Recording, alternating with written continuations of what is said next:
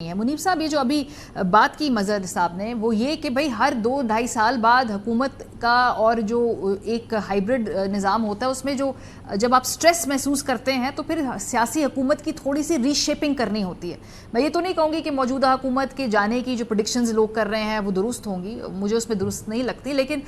ایک کابینہ میں رد و بدل جو ہے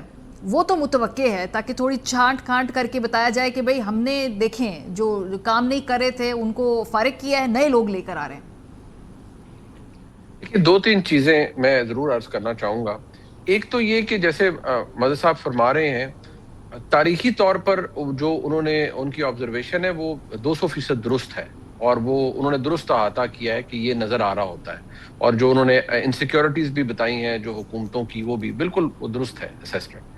جو آج کا نظام ہے اس کا جو ایک ناول ایلیمنٹ یا اس کی جو نیونیس ہے وہ بیسیکلی وہ ہے ہی یہ جو میرے خیال میں ہم تینوں جرنلسٹ ہیں اور ہم آبزرو کریں وہ ہے ہی یہ کہ جس انسیکیورٹی کی یا جس بوجھ کی بات ابھی مدد صاحب فرما رہے تھے، ابھی تک میں آپ کو بالکل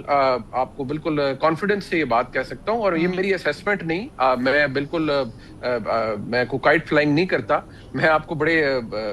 سالڈ بیسس پہ یہ بتا رہا ہوں ایز انفارمیشن کہ اس وقت تک پاکستان کی اسٹیبلشمنٹ اس حکومت کو بالکل بوجھ تصور نہیں کر رہی. نہ ہی وہ وزیر اعظم کو بوجھ سمجھتے ہیں، نہ ہی ان کی کابینہ کے کسی ممبر کو سمجھتے ہیں. ہاں یہ ضرور ہے کہ کچھ میئرز لیے جا رہے ہیں. میں نے بہت پہلے یہ خبر دی تھی کہ کابینہ میں چینجز ہوں گی، سکروٹنی ہوگی، کچھ وزارتیں ختم کی جا رہی ہیں، کچھ کو مرج کیا جا رہا ہے، کچھ آپ کو لوگ فریش بلڈ نظر آئے گا کابینہ کے اندر کہ جی کچھ لوگوں کا شاید چھوٹا موٹا رول بھی تبدیل ہو،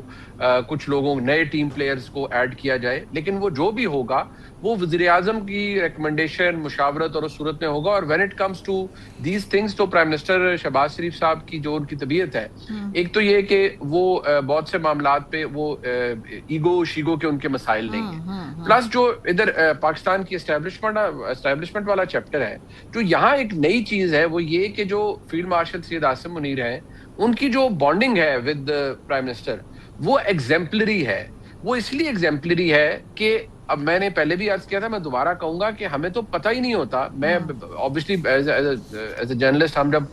تھوڑا سا کوشش کرتے ہیں جاننے کی کہ پتہ نہیں ایک